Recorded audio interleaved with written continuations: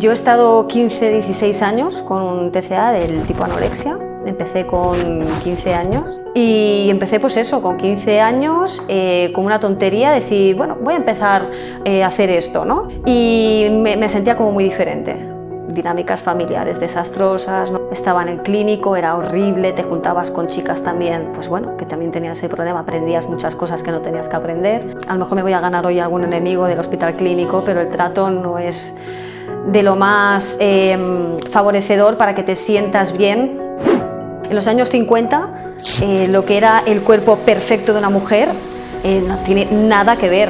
Y digo, qué injusto que yo tenga que sacrificar mi cuerpo por una moda que a lo mejor de aquí a 20 años será otra. Entonces, ¿volverás a modificar tu cuerpo? Entonces es como, wow, tenemos que también pensar en esto, en contextualizar muchísimo. ¿Cuál dirías que es tu mayor aprendizaje de estar tan cerca de la muerte? Que tengo demasiado por hacer. Y sobre todo esto lo tengo que contar yo. No quiero que se me acabe aquí la vida. No quiero. Me niego. Porque somos totalmente conscientes de la ausencia, de la pérdida. En el caso de que fallezca alguien que queremos, esa persona tenía una función para mí, tenía un rol para mí, el que sea, y ahora ya no. Y entonces, ¿qué pasa conmigo, no? ¿Qué pasa con nuestras expectativas, con nuestros proyectos futuros? También muere. Es que no solo muere la persona, muere todo lo que lo rodea. Entonces... Purecita.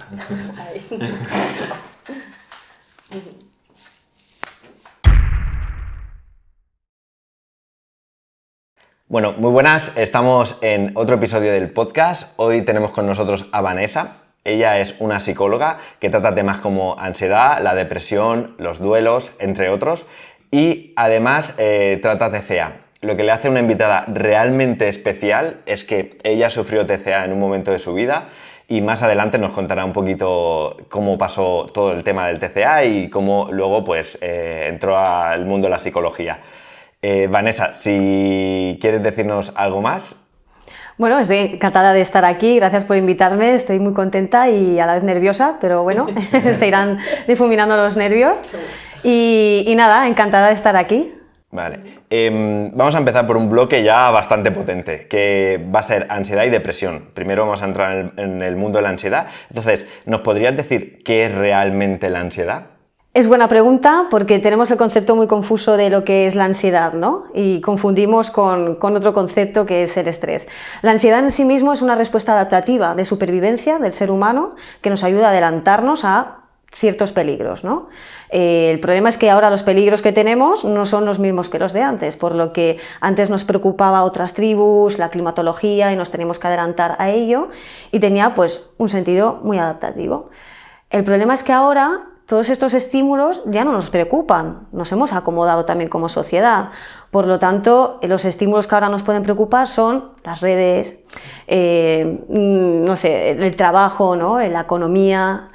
Y no solo eso, esos son estímulos del presente, pero también la ansiedad puede actuar en estímulos del pasado o estímulos del futuro.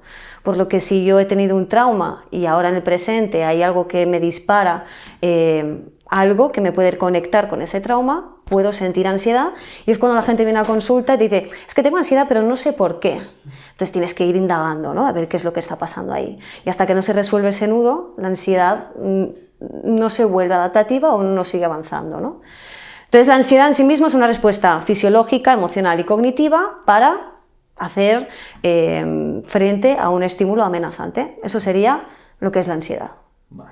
Después tenemos la ansiedad desadaptativa, que es pues eso, estímulos que realmente no son amenazantes, se vuelven así amenazantes y damos una respuesta muy exagerada sobre lo que es la ansiedad, ¿no?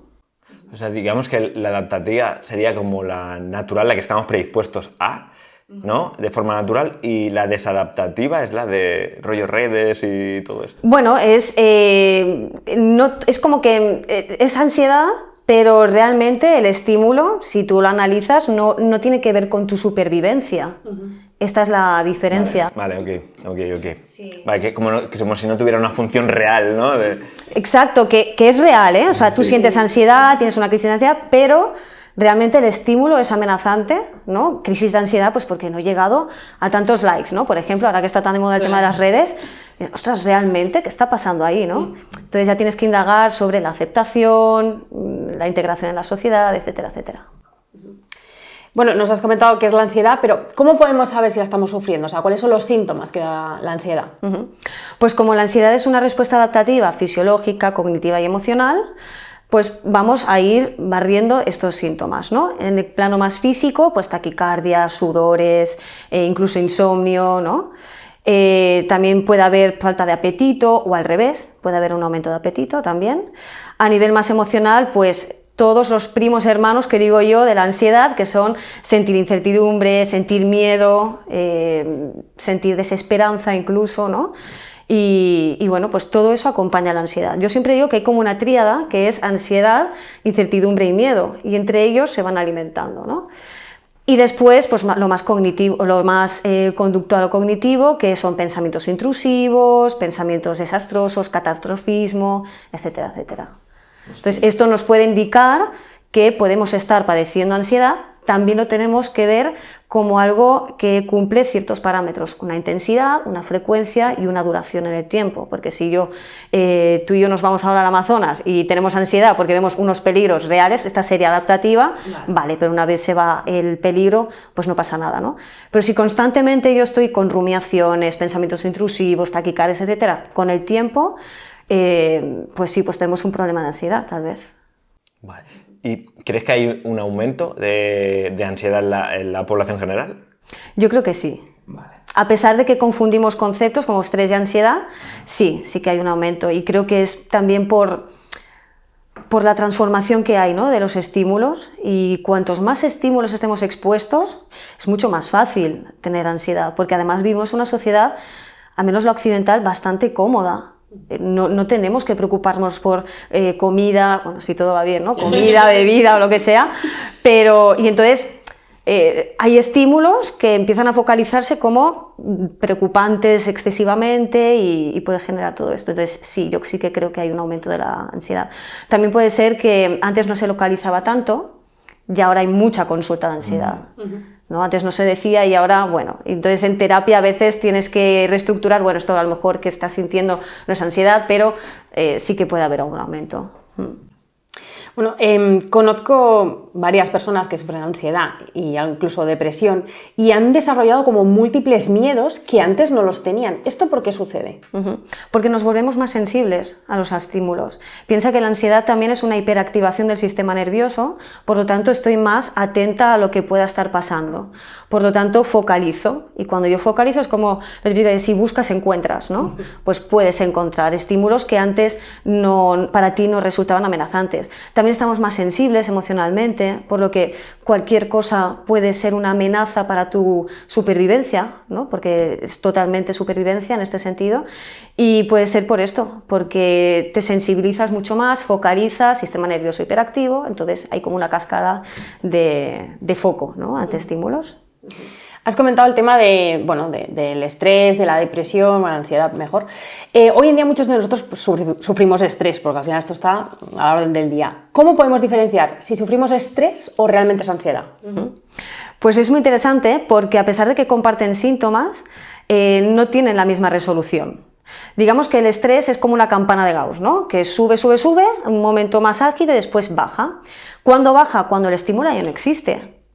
Pero la ansiedad, pensad que la ansiedad puede venir por estímulos reales o por estímulos totalmente que no están, son abstractos, son imaginaciones que tengo. Me avanzo, o si tengo un trauma, ¿no?, es como que mi cuerpo también acompaña a ello.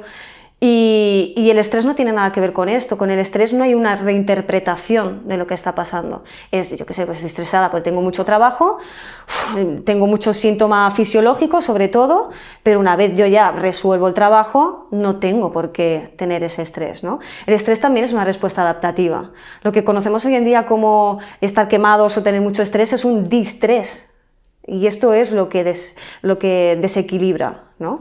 Entonces, si ya tenemos un problema de estrés, ahí sí que tenemos que tratarlo, pero normalmente la gente cuando dice, es que tengo ansiedad, no, pues tienes un estrés, pues estás en época de exámenes y es normal que puedas tener estrés, ¿no? Gestiónalo, canalízalo como realmente puedas y como tengas que gestionarlo, pero seguramente cuando se acaben los exámenes no volverás a estar así. La ansiedad sí, la ansiedad permanece en el tiempo. Y es lo que he dicho antes, hasta que no se resuelva el nudo real, la semilla, no se va a ir la ansiedad. La ansiedad también es como última llamada, ¿no? No haces caso a lo que es una amenaza, bueno, pues yo voy a estar empujando con estos síntomas a ver si así me haces caso, ¿no?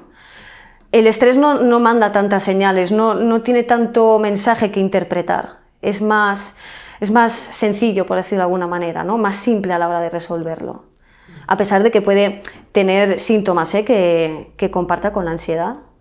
O sea, para entenderlo un poco mejor, puede ser igual de repentino, es decir, o sea, cuando tenemos estrés, el momento ese de máximo, bueno, ¿cómo decirlo? De que estás en el momento que dices voy a petar, ¿no? O sea, ¿pasa lo mismo con la ansiedad o es, dijéramos, como más lineal?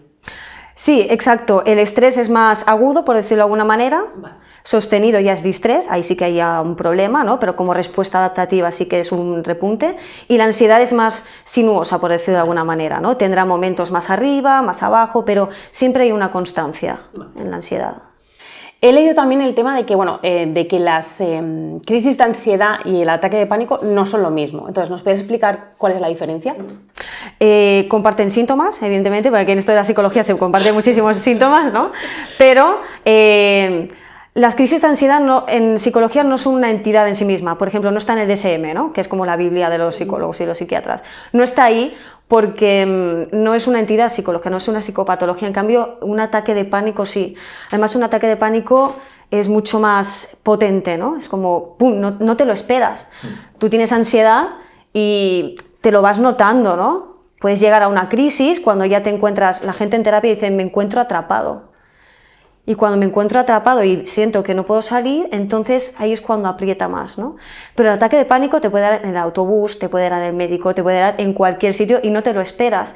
La gente suele decirte, es como si me diera un ataque al corazón, ¿no? Es muy potente un ataque de pánico. Y ya te digo, esto sí que se puede considerar como una entidad psicológica en sí misma y tiene su propio tratamiento, ¿no? Que es pues, ver qué tipo de origen tienen esos estímulos o qué es lo que ha pasado a tu alrededor, ¿no?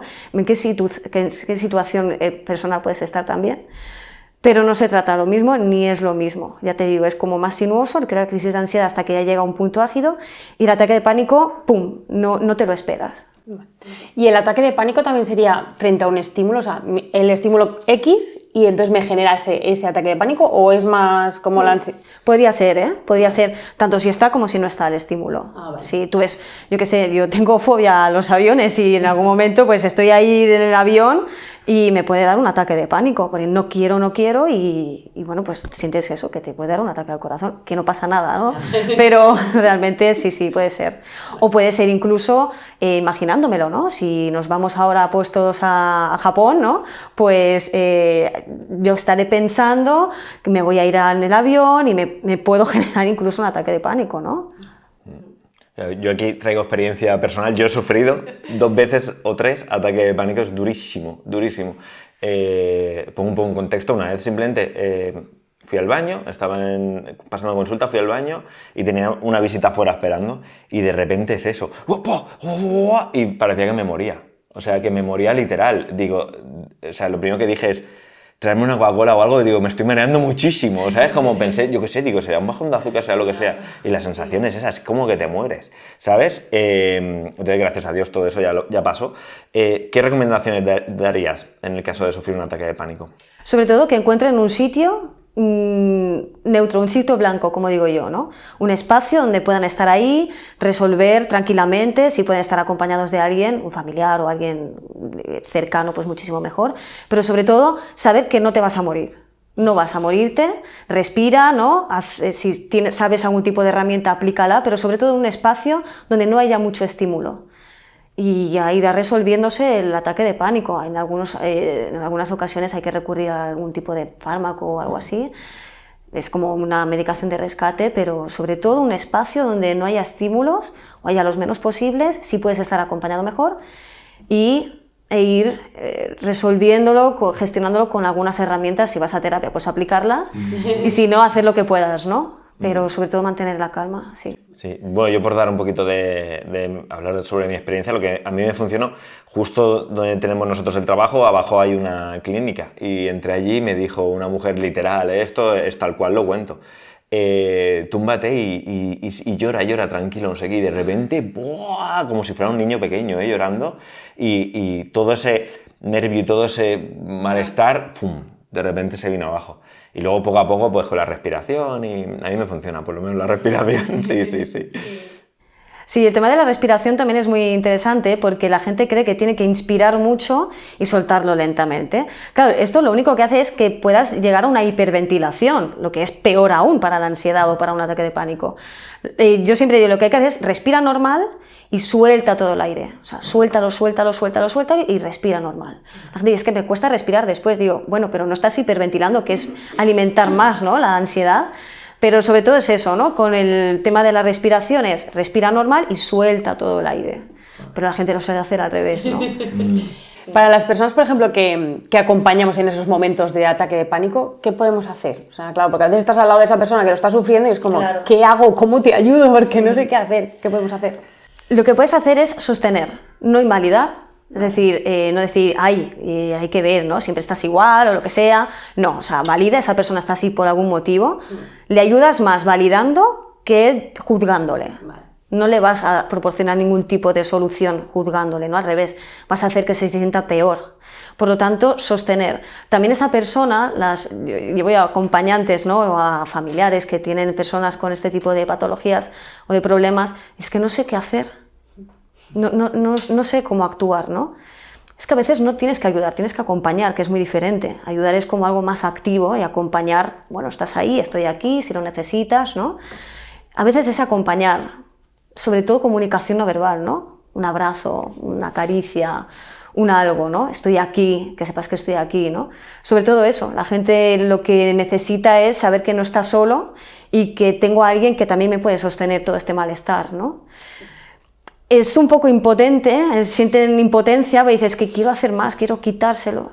Es que es trabajo de la otra persona también, todo esto, ¿no? Es gestión emocional. Sí, totalmente.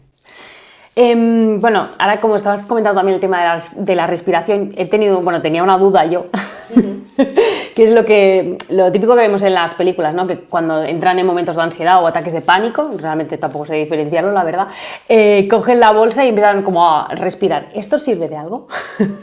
Bueno, es lo que he dicho, claro, cuando respiras con la bolsa es como que tienes el aire más restringido, ¿no? Da más sensación de como más canalización, por decirlo de alguna manera. Pero es lo que digo, normalmente les ves que inspiran muchísimo y lo sueltan en la bolsa. No, respira normal y suelta todo el aire, ¿no? Es como expulsa todo lo que tengas ahí.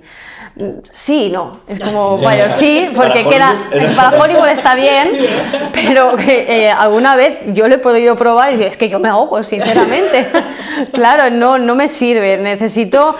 Además, también las personas con un ataque de pánico o ansiedad, todo se les reduce, o sea, su ambiente se reduce, se vuelve visión túnel. Cuando tú estás ahí respirando, pues hazlo en un ambiente un poco, en ese rinconcito blanco que he dicho antes, pero no te restrinjas más aún. La bolsa, sinceramente, a mí me parece que te restringe mucho más, ¿no? Es como un espacio muy pequeño. Sí, esto que comentas es brutal, ¿eh? Yo me acuerdo de escuchar de fondo. Supongo que habréis cogido alguna borrachera alguna vez en vuestra vida. Pues eso como cuando ya vas súper pasado y y digo, Dios, que ven al presente, la sensación es esa, como de ven al presente, te estás yendo. Sí. Pero bueno. Vale, hablando así del tema ansiedad, o sea, nosotros, obviamente no somos psicólogos, pero en consulta nuestra de nutrición hemos visto como un repunte a nivel de, sobre todo, ansiolíticos que toman los jóvenes, ¿vale? ¿Crees que esto tiene algún tipo de relación con, pues esto, redes sociales o la demanda de aceptación constante que hay hoy en día? Totalmente, puede haber relación. Evidentemente no todo el mundo tiene por qué tener ansiedad por esto, pero los más jóvenes sí. Piensa que estas generaciones nuevas que hay lo tienen todo, quiero decir, no... Los padres y los abuelos sí han tenido que forjar todos esos cimientos sobre los que la familia ahora está, ¿no? En este caso, pero el tema de las redes sociales, la aceptación, el rechazo sobre todo. Además también lo basan todo en lo numérico, número de likes, número de seguidores, número de visualizaciones, y al tener algo tan concreto, tan cuantificable, a ti te puede dar una idea. A lo mejor para ti 1000 seguidores, ¡buah!, es muchísimo, pero para un chaval de 15 años 1000 seguidores no es nada. Entonces, para ellos mismos también hay como ciertos baremos y eso les va dando una información sobre voy bien, voy mal, estoy siendo aceptado, no estoy siendo aceptado. Si yo no llego a eso, me puede producir pues cierta ansiedad, un estímulo y dices, ¿realmente qué pasa, ¿no?, con el tema de los seguidores y de las redes sociales? Y además el tipo de contenido también. Por ejemplo, pues, oh, qué vida tan perfecta que tiene esta influencer o este influencer, ¿no? Y realmente no es así, no es así, o no, al menos no tanto. Pero como no tienen están en una edad, están empezando a madurar, se están formando, ellos como que no contextualizan nada de eso. Y la descontextualización me puede llevar a una reinterpretación y por lo tanto generar cierta ansiedad, ¿no? Entonces sí, el tema de las redes sociales me parece brutal, todo un debate, ¿eh? Vale, voy a abrir un melón porque has mencionado cosas súper interesantes. ¿Crees que el carácter, o sea, como que el carácter que han forjado no es lo suficientemente fuerte hoy en día? Uh-huh. Sí. Yo creo que sí, sí. Ahí dicen, tiempos difíciles hacen hombres fuertes, ¿no? Y hombres fuertes hacen hombres débiles, y totalmente, es como una cadena, ¿no? Seguramente de aquí a unos años pues habrá un cambio de tendencia, quiero creer, ¿no? Pero sí, totalmente, sí, sí. Vale. Y entonces, digamos que no se consideraría mentalmente saludable esa necesidad constante, ¿no?, de likes, de compararse con los demás, de todo esto. Partiendo de la base de que somos seres que nos gusta que nos acepten, o sea, que nos acepten, que nos reconozcan, a quien no, ¿no? Pasamos ya al término de más desadaptativo, ¿no? Es decir, si yo siempre digo, el medio por el cual tú necesitas ser aceptado es lo que lo puede determinar. Si yo para ser aceptada necesito, yo qué sé, no dormir, hacer no sé cuántos reels porque no sé qué, esto, lo otro, a lo mejor no es el mejor método para poder sentirse aceptado, ¿no? Olvidamos los vínculos, olvidamos las relaciones, lo que es el fundamento de una relación humana, y nos vamos a algo totalmente superficial. Entonces, ¿en qué estoy basando yo mi aceptación o mi integración o mi reconocimiento, ¿no? En algo tan superficial como miradme cuántas visualizaciones tengo y lo que sea, o en te reconozco porque eres muy bueno conmigo, porque, no sé, nos queremos, ¿no? Es esto realmente, ¿no? Por ahí creo que tiene que ir la aceptación, algo muchísimo más humano, ¿no? Pero que queremos que nos acepten, esto es totalmente humano, o sea, somos seres sociales y queremos pertenecer siempre, ¿no? Es ese sentimiento de pertenencia. Y luego lo que decías un poquito en la pregunta anterior, lo del número de likes, el número de seguidores y tal, claro, yo siempre lo pongo en perspectiva, digo, ¿tú sabes lo que son 300.000 personas? Digo, que no caben en un estadio de fútbol 300.000 personas, ¿sabes? Entonces es una maldita barbaridad, y a lo mejor hay gente que dice, no llega al 1.000.000 de visualizaciones, y dices, pero ¿tú sabes lo que es 1.000.000 de personas? ¿Sabes? O sea, total, en fin. Vale, toda esta situación que se ha generado, ¿tú crees que hay alguna manera de revertirla o algo que tengas en mente que digas, pues yo he pensado sobre esto y quizá... Yo más que revertirla, porque yo creo que ya el tema de redes y de tecnología ya estamos en un punto en el que ya no hay retorno, hay que transformarlo a lo mejor, hay que ayudar a los chavales y las chavalas sobre todo a gestionar esto, ¿no? Que no todo es lo cuantificable, que también es la calidad de lo que estás colgando o lo que sea, ¿no? Es la calidad de ello. Yo lo noto muchísimo en las redes, que a lo mejor dices, me estoy currando un reel, dices, venga ahí con toda la información, yo qué sé, 100 visualizaciones, ¿no? Y después otra persona que sale, que con todos mis respetos, pero sale bailando o lo que sea, y después 1.000.000. Ostras, me niego totalmente, también te lo digo, me niego, pero sí, totalmente. Creo que es una tendencia, yo creo que bajará, o quiero creer, pero revertir no creo que se pueda revertir, en todo caso transformar en otra cosa. Bueno, nosotros empezamos el podcast precisamente por eso, porque creemos que hay gente que realmente quiere que le den calidad y les da igual estar escuchando 1 hora, 2 horas una conversación, ¿no? Porque están cansados de reels de 30 segundos, 20 segundos, que lo hablábamos en una tertulia. Es que hay gente, o sea, la retención de TikTok ha pasado a menos de 1 segundo. O sea, ¡pum! ¿Qué tiempo te ha dado a ver nada? ¿Sabes? A ver, nada, y a ti como el que estás haciendo el reel, ¿qué tiempo te ha dado a ti de captar a esa persona si es que no has dicho nada tampoco? ¿Sabes? Ya, solo por... ¿Tiene luces o no? ¿La música o no? ¿Sabes? Todos esos estímulos, pues no me parece bien. Exacto, sí. La inmediatez. ¿No? O me lo das rápido o no lo quiero. Esto pasa también mucho en consulta. A lo mejor llevas, yo qué sé, pues 5 sesiones, ¿no? Y es como, es que no noto mejora. Hostia, ya, es que a ver, si me estoy haciendo yo a la idea, ¿no? De cómo enfocar el tratamiento, imagínate. Brutal. Pues mira, es un tema que te quería traer en nuestra tertulia, pero justamente estoy leyendo un libro sobre la crisis de atención que hay hoy en día, ¿no? Y dice que partimos de la sobreinformación. El problema es la sobreinformación. Entonces, antes de que hubiera internet, como ya empezaba a haber sobreinformación, ya se estaba perdiendo la capacidad de atención. O sea, imagínate, es súper curioso, ¿no? Pero es que hemos llegado a un momento que es lo que tú dices, es que ni una sesión, o sea, vas a una sesión, no me has arreglado la vida. Vale, pues ya no me sí, ya no me sirve. Ya encontraré a alguien, ¿no? Sí. Que me lo resuelva en 2. Sí, voy a ver bailes. Sí. Sí, justamente a nosotros también lo hablábamos también en una tertulia nuestra, que también nos pasa, o sea, al final no he perdido ya 10 kilos en un mes, pues ya está, pues otra cosa, porque esto ya no me sirve, o sea, entonces bueno, al final... Claro, creo que está bien que reflexione la gente que nos estén escuchando sobre este tema, sí. Bueno, has comentado todo el tema de la ansiedad. ¿Cómo podemos, o si hay alguna forma de saber si hemos superado ya la ansiedad? Es muy interesante esto. No hay una línea divisoria entre tengo ansiedad o no tengo ansiedad. La ansiedad tenemos que aceptarla, que nos va a acompañar toda la vida, porque como he dicho es una respuesta adaptativa a la supervivencia. Hay que saber escucharla, interpretarla. Siempre hay un mensaje ulterior, ¿no? Y tienes que saber interpretar ese mensaje. Cuando lo sabes resolver, cuando lo escuchas y mantienes, ¿no?, esa incomodidad que produce sentir la ansiedad, que realmente es como el vehículo que te lleva a tener que escuchar el mensaje, entonces ahí ya se resuelve. Yo siempre digo, estímulos que antes te ponían como te ponían, ¿no?, con la ansiedad, ya no te afectan tanto. O los localizas, dices, esto es a lo mejor lo que me podía, ¿no? Y entonces dices, bueno, ya tengo herramientas que en terapia he podido gestionar, ¿no? Son como pequeñas cosas que dices, bueno, parece que duermo mejor, ¿no? Sobre todo síntomas físicos, la gente dice, sí, voy menos al lavabo, o tengo más hambre, o tengo menos insomnio, tengo más líbido, ¿no? Sobre todo los síntomas físicos, a nivel más de cognición, no tengo tantos pensamientos intrusivos, o son de otra manera, o les puedo dar la vuelta. Es decir, la propia persona también va viendo que es otra cosa, que ya no entro tanto en pánico, que ya puedo sostener mejor esta incomodidad, porque ya van trabajando poco a poco en terapia. Es que la terapia es indispensable en esto, porque te ayuda a cómo reinterpretar, qué es lo que está pasando realmente. Si es por una reactivación de un trauma, tú tienes que trabajar el trauma, no la ansiedad en sí misma. Porque entonces me estoy centrando solo en el presente y es como, no hay un puente, tenemos que tender un puente, ¿no? Entonces hay que tratar ese trauma. Una vez ya lo descifras, se integra, bueno, se hace todo el trabajo que se hace, la ansiedad dices, uy, parece que ya no me pongo así o que ya no me siento tan atrapado, ¿no?, como te suelen decir. Entonces son como pequeñas señales.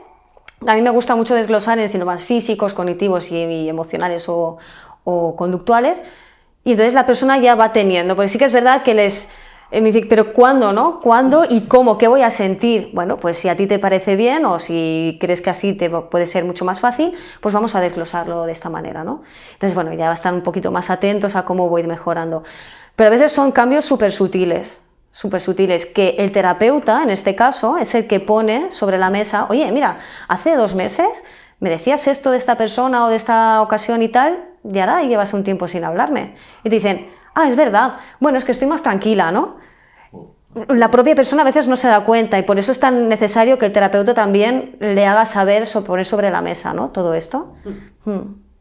¿Hay algún consejo que nos puedas dar para mejorar la ansiedad? Para mejorar la ansiedad. Yo el mejor consejo que puedo dar es escuchar la ansiedad. Es decir, no os quedéis con los síntomas más evidentes, porque normalmente la gente se queda con lo que ve, con lo que nota. Que eso también es lo que se ve mucho, por ejemplo, en términos de medicación. Dame medicación para no sentir lo que estoy sintiendo. Es que ese es el problema, porque partiendo de la base de que, por ejemplo, el miedo es primo hermano de la ansiedad, cuando yo evito algo, le estoy dando una razón al miedo para interpretar ese estímulo como algo que da miedo, ¿no? Como que es peligroso. Por lo tanto, sí, evidentemente la medicación en situaciones de rescate está muy bien, pero es que no son los síntomas en sí mismos. Entonces, escuchar la ansiedad y evidentemente ir a terapia, porque uno mismo no tiene los conocimientos sobre por dónde tiro, ¿no? ¿Esto es porque estoy mal en el trabajo? ¿O es porque creo que me pueden despedir? ¿O es porque tengo un trauma que se ha podido reactivar, ¿no? Con el tiempo? Por eso siempre digo que sí está bien poder escuchar cosas o leer libros, pero realmente esto te ayuda a la terapia a gestionar con herramientas. Claro, hay que entrar ahí un poquito... Hay que entrar en la llaga. Exacto. Ahí dice, Vanessa, te odio. Es como, no, me caes mal. Y digo, bueno. Y tú, estoy haciendo bien mi trabajo. Exacto, es lo primero que pienso. Sí. Vale, ahora pasamos de la ansiedad, que la vamos a dejar ahí aparcada un poco, a la depresión, que es otro tema bastante, parece candente, ¿no? Hoy en día. Que a nivel estadístico no sé cuál estará uno por encima del otro, pero bueno. O sea, nosotros... vemos también, ¿no? en la población en general, ya ni siquiera en consultas, sino que la gente como que a veces parece que va más cabizbajo que hace unos años, ¿no? Como más triste, como más achafado. ¿Esto se consideraría depresión o qué se consideraría depresión? Claro, yo creo que también las personas nos hemos vuelto muy intolerantes a sentir las emociones. Yo siempre digo, a tu emoción le da lo mismo que te guste o no. Yo salgo, yo soy la tristeza y yo salgo. Le da igual que a ti no te guste. Entonces, ¿qué pasa? Que se ha generado como una intolerancia a sentir malestar. Yo siempre digo, no podemos estar modo tacitas Mr. Wonderful, sinceramente. Habrá un momento en el que te sientas mal. Porque si yo siempre hago la metáfora del encefalograma plano, ¿no? Tú no puedes pretender estar así siempre, porque quiere decir que un encefalograma plano es que estás muerto. O sea, siempre tiene que haber variaciones, ¿no? Entonces, hay que saber diferenciar entre estoy triste y tengo una depresión, que es muy diferente. La depresión no es 100% tristeza, viene con otro tipo de síntomas y otro tipo de emociones también. Y además el origen no es el mismo que el de una tristeza a secas. Entonces, no, la gente que está cabizbaja pues puede ser un momento puntual. Quiero decir, si a mí ha fallecido un ser querido, pues sí, pues puede estar muy triste, pero esto no tiene por qué conllevar una depresión, ¿no? ¿Qué es una depresión? Es más complejo aún que la ansiedad. Yo siempre digo, para simplificarlo, ansiedad y depresión son las dos caras de una misma moneda. Es una respuesta adaptativa en la cual la persona, si en la ansiedad va hacia afuera, con síntomas muy activos hacia afuera intentando protegerse, en la ansiedad te intentas proteger replegándote, ¿no? Yendo hacia adentro. Es como, me refugio aquí. De tal manera que, claro, caes como en un pozo en el que dices, aquí no salgo, estoy muy bien aquí, no tengo fuerza para enfrentarme a lo que me tengo que enfrentar, ¿no? Porque es muy peligroso. Entonces, la depresión normalmente también suele llevar bastante ira. Aunque parezca mentira, la depresión lo que hace el cerebro es bloquear esa ira, porque la ira es muy difícil de canalizar para el cerebro y para la mente, por lo tanto lo transforma en una especie de tristeza, de pena, de desasosiego también, en la cual es mucho más fácil canalizar, ¿no? Entonces, en terapia lo que hay que hacer es trabajar qué hay detrás de todo ello, ¿no? No digo todas las depresiones, pero hay un alto porcentaje que puede ser por una ira y un enfado que no se puede canalizar, o por una frustración no bien gestionada también, ¿no? Pero te estoy hablando de niveles muy heavy, también. Entonces, es muy compleja también por ese sentido, porque no se trata de neurotransmisores, serotonina, dopamina, no se trata de eso. Hay muchos estudios que dicen que este no es el origen de la depresión. Entonces, hay que tratar a la persona de manera muy individualizada también. Y, ¿sabes? Ahora ya solo mera curiosidad. Si la depresión mejora con el entreno, ¿sabes si hay...? ¿Sí? Totalmente. Perdón, que te corte, que como comentabas lo de la ira, la gestión y tal, digo, a lo mejor el hecho de poder sacar eso... Bueno, esto sí que tiene mucho que ver con el tema de las endorfinas, ¿no? La dopamina, claro, el deporte pues genera todo esto y esto propicia, no cura evidentemente, pero sí que, oye, tener también un propósito para poder ir, ¿no? Yo siempre recomiendo cuando ya se ha pasado una etapa bastante oscura, ¿no? En la terapia donde vas conociendo a la persona, el origen, etcétera, etcétera, es decir, poder retomar actividades que hacías antes o poder hacer deporte. ¿no? Combinar terapia con deporte y tener un buen ambiente, que eso también es muy importante, puede ayudarte muchísimo. No es un solo factor el que te va a ayudar a superar la depresión, evidentemente, pero si vas sumando pequeñas cosas, como por ejemplo el deporte, esto estaría muy bien. Vale, está guay, bien, bien. Entonces, te quería preguntar ahora, que ya por lo que has dicho, entiendo que la respuesta va a ser como, acéptalo, ¿vale? Acéptalo, pero claro, hay como una tendencia, por lo menos a mí me pasa, a la nostalgia, ¿no? Supongo que sea porque me estoy haciendo viejo ya y miro hacia atrás y digo, ok, me pongo triste, ¿no? Un poco, o sea, como, qué guay era cuando tal, la típica frase, ¿no? Entonces, ¿hay alguna herramienta para gestionar esto o simplemente dejo de ver tacitas de Mr. Wonderful y ya está? Claro, depende de para qué, ¿no? O sea, la nostalgia también tiene una función en la que, bueno, pues te hace recordar, te hace valorar también muchísimo el pasado, ¿no? Todas las experiencias que hemos podido pasar. Yo siempre digo, tú deja las emociones fluir, que ya verás que son más sabias que tú, ¿no? Vienen de ti, pero parece ser que al ser algo tan primitivo saben más que tú, ¿no? Por lo tanto, si sientes nostalgia, pues acéptalo, ¿no? Quiero decir, más que aceptarlo es intégralo, ¿no? No está mal sentir nostalgia. Tenemos que diferenciar nostalgia y melancolía. La melancolía sí que es algo un poco más oscuro, ¿no? Por decirlo de alguna manera, pero sentir nostalgia, el decir, pues yo me hinchaba a ver El Príncipe de Bel-Air o me hacía esta merienda, ¿no? Cuando mi madre me hacía esta merienda, ¡jo, qué nostalgia! Está bien, porque te hace valorar también. Yo siempre he dicho que yo lo que hago mucho en terapia es ayudar a entender cuál es la función de esa emoción. Y cuando tú entiendes por qué esa emoción está ahora aquí contigo, dices, bueno, vale. Es como que hay más comprensión, más compasión hacia las emociones. El problema está en eso, en que las vemos como unas enemigas. Yo siempre reeduco, digo, no son emociones negativas, son emociones desagradables de sentir, que es muy diferente. Pero claro, es desagradable, pero también tiene su función, ¿no? Como por ejemplo la tristeza. Entonces, bueno, superar la nostalgia.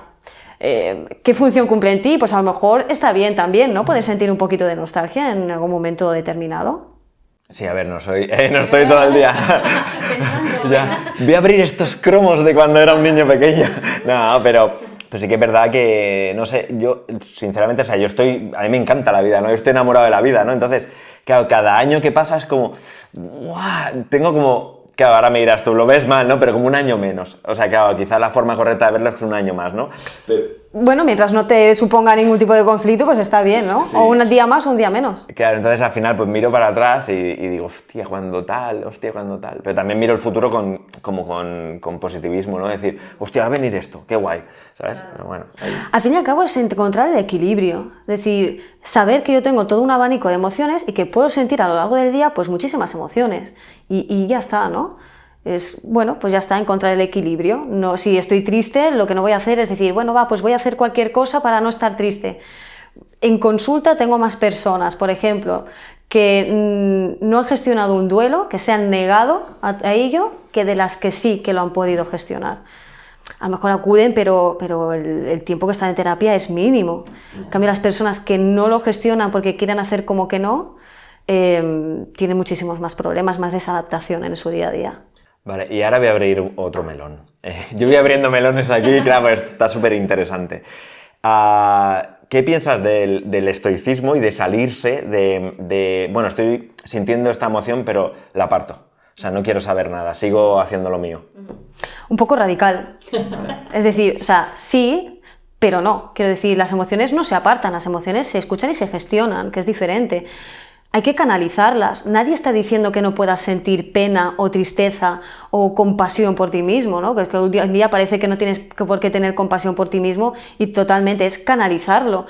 No es lo mismo ser compasivo con uno mismo que ser la víctima de uno mismo. Para mí hay una diferencia. Entonces, no estoy de acuerdo en tener que apartarlas. Hay que gestionarlas y canalizarlas y darles su espacio. No nos vamos a volver locos ahora, si estoy súper enfadada contigo, decir, pues ala, todo a tomar por saco y lo rompo todo. Sí, es que tengo que sentir el enfado, ya, pero gestiónalo, ¿no? Hay que gestionarlo, sí. ¿Ya puedo preguntar o...? Perdón, la verdad. Mira que es broma. Pero, hombre, está súper interesante. Sí, y de hecho, bueno, yo te quiero también hacer una pregunta. El hecho de que invalidemos nuestras emociones tiene que ver con lo que forjamos de pequeñitos, ¿no? Los típicos mensajes que nos envían familiares de no llores, no te enfades. Entonces, ¿crees que tiene que ver? Sí, totalmente. Hay una parte social, pero también una parte muy familiar, evidentemente. Ay, no llores, que estás fea. O no llores, que no sé... Tiene que ver más con la incomodidad de esa persona de no saber sostener una emoción desagradable tuya, de pequeña, por ejemplo, que de lo que realmente estás haciendo, que es llorar o enfadarte o tener una pataleta. Por supuesto que sí. Sí. Y en este caso, ¿cómo se pueden gestionar? O sea, en lugar de decir no llores, no te enfades, ¿qué podemos hacer? ¿Qué necesitas? Te noto triste, ¿qué necesitas? ¿Qué puedo hacer yo? Y dejar a la persona, ¿no? ¿O qué crees que podríamos hacer para facilitarte, ¿no? Todo esto? Claro, si estamos hablando con un niño pequeño, pues es sostener realmente, ¿no? Entender que ese niño lo que está haciendo es expresar una emoción de una manera también muy motora, porque no tiene la riqueza del lenguaje que tenemos nosotros y es su única manera de poder expresarse. Entonces, no es que tu niño tenga una pataleta porque sí, es que es su única manera de poder hacerlo, ¿no? Ya cuando vaya creciendo, pues no va a ser un adulto con pataletas, ¿no? Imagínate, pero sí que hay que saber canalizarlo, ¿no? Ayudarle a canalizarlo y sobre todo qué necesitas, qué podría hacer. Genial. Bueno, esto porque me toca a mí, ¿no? Y lo típico de, no llores, ¿qué tal? Ostras, me da rabia, sinceramente, porque digo, no, déjalo que llore, o sea, ¿por qué no puede llorar? Es más esto, es más la incomodidad de esa persona y hay un niño llorando, ¿no? Sí. A ver... Yo no soy poco niñera, ¿no? Yo no tengo hijos ni pretendo, ¿no? Pero yo veo a un niño llorar y yo me pongo tensa, ¿no? Porque digo, yo no sé cómo sería si fuera madre, ¿no? Pero entiendo que es un niño, o sea, es entender que es un niño. Y ya en los adultos, entender que un adulto también puede llegar a extremos emocionales muy potentes. No se lo invalides, no le estás ayudando. O sea, a veces me dices, es que no lo entienden, es que no tienes que entenderlo, tienes que respetarlo, que es muy diferente, es otro nivel. Es que no entiendo por qué te pones así. Bueno, pues hay que respetarlo, no entenderlo, ¿no? Yo no entiendo muchas cosas de la vida o de las personas, pero lo respeto, ¿no? Si estás así es por algo. Totalmente. Bueno, volvemos un poquito a la depresión, ¿no? Que nos habíamos ido. ¿Cómo podemos saber si hemos salido de la depresión? Pues un poco también como el tema de la ansiedad, ¿no? Hay ciertas señales que dices, bueno, antes no iba al gimnasio, por ejemplo, ahora voy un día. Estoy 10 minutos, muy bien. O yo qué sé, pues ahora cocino. Bueno, muy bien. Cuando la persona retoma ciertas cosas de su vida cotidiana, bueno, es una buena señal. Cómo gestiona las emociones también es buena señal. Y sobre todo el ambiente donde se mueve, ¿no? Las personas con depresión hay mucha variabilidad de sintomatología en la depresión, ¿no? Cada persona pues podemos ver a personas sonriendo en una depresión. No quiere decir que es que no tengan depresión, ¿no? Como he dicho, es una respuesta adaptativa y cada persona lo gestiona también en función a toda su propia historia, ¿no? Son pequeñas señales también, lo vas viendo, ¿no? Como la persona también dice, sí, como que voy saliendo del pozo, ¿no? Ya voy viendo las paredes, veo un poco de luz, ¿no? También utilizan muchas metáforas para esto y sobre todo temas más cotidianos, ¿no? No hay una línea divisoria, pero ni para la depresión, ni para la anorexia, ni para el duelo, ni para nada. Es todo muy sutil y sobre todo que alguien te pueda dar ese feedback, ¿no? Ostras, ya veo que puedes hacer esto, ¿no? Muy bien. Duermes mejor, etcétera, etcétera. ¿Y querías decir algo? Sí. Quizás es esa tendencia blanco-negro, ¿no? Del ser humano, es decir, intentamos dividir en tenía y ya no tengo. Exacto, sí. Cuando hay síntomas de la depresión que puedes tener en tu día a día, es decir, una tristeza o un bloqueo, ¿no? O simplemente pues que estás en una época en la que te apetece estar más hacia ti mismo, bueno, pues tampoco quiere decir que tengas depresión, pero es un continuum siempre, sí. ¿Y algún consejo que nos puedas dar para mejorar la depresión? Terapia, esto sí que es terapia, porque es una entidad psicológica muy compleja y tienes que ver cuál es el origen.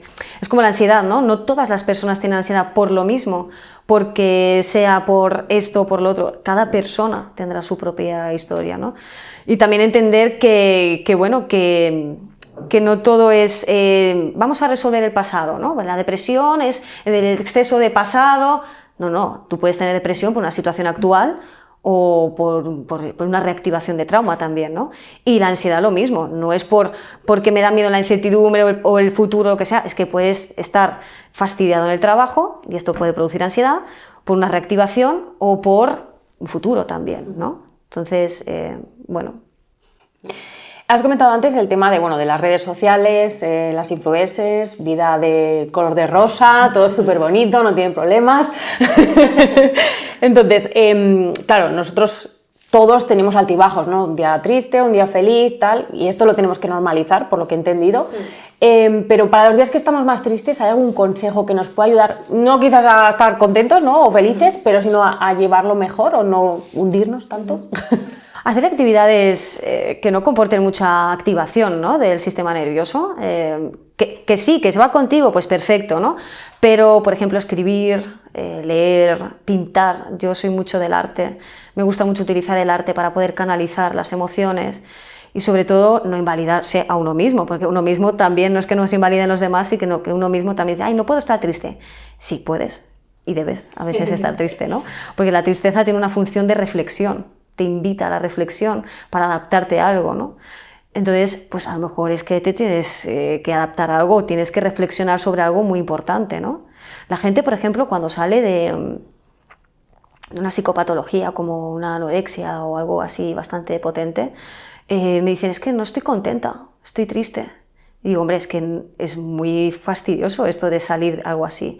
Tienes que reflexionar sobre lo que te ha pasado y cómo te ha fastidiado esto en la vida, ¿no?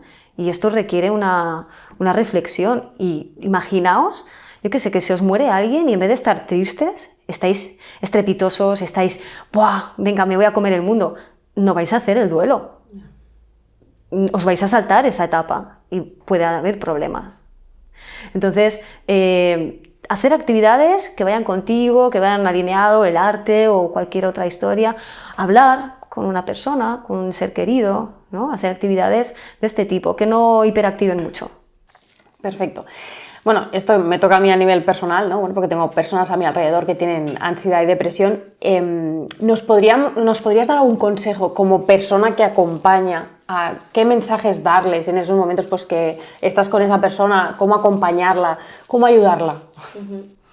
Sí, un poquito como la ansiedad, ¿no? El estar ahí, acompañar.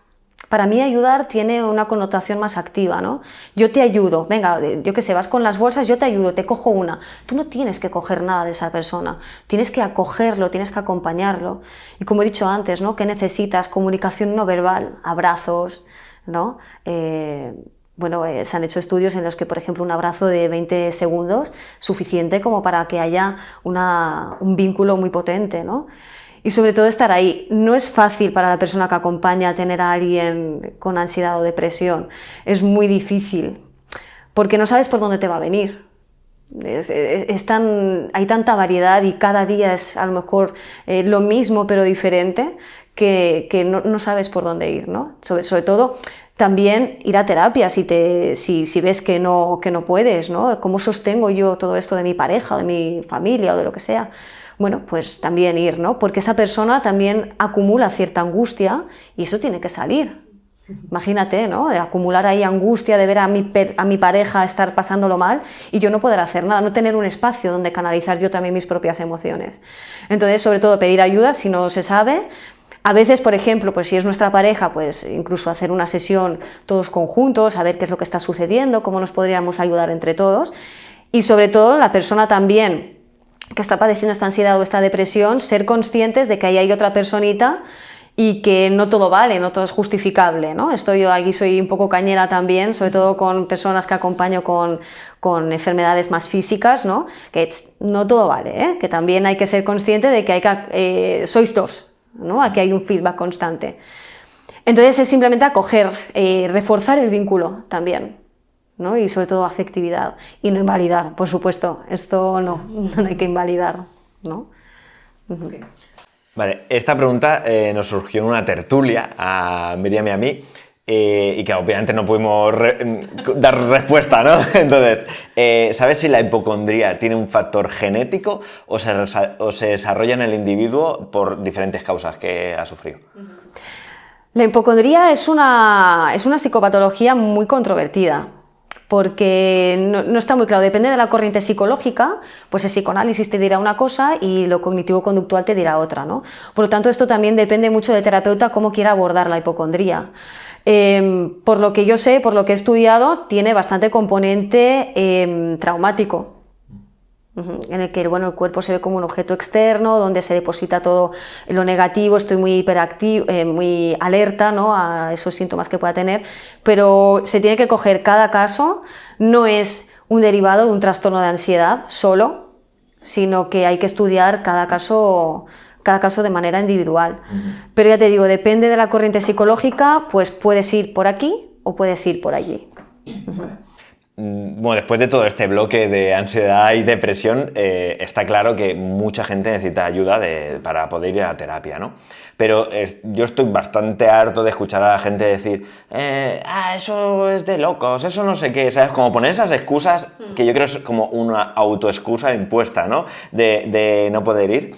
¿Qué le dirías a esa gente para romper, ya sea la vergüenza, porque puede ser simplemente el hecho de vergüenza, ¿no?, de ir al psicólogo, o esa forma de hablar o de... ¿Sabes? Que yo creo que son excusas, ¿no? Porque al final a lo mejor la persona sí que tiene que ir, pero simplemente va poniendo excusas para no ir.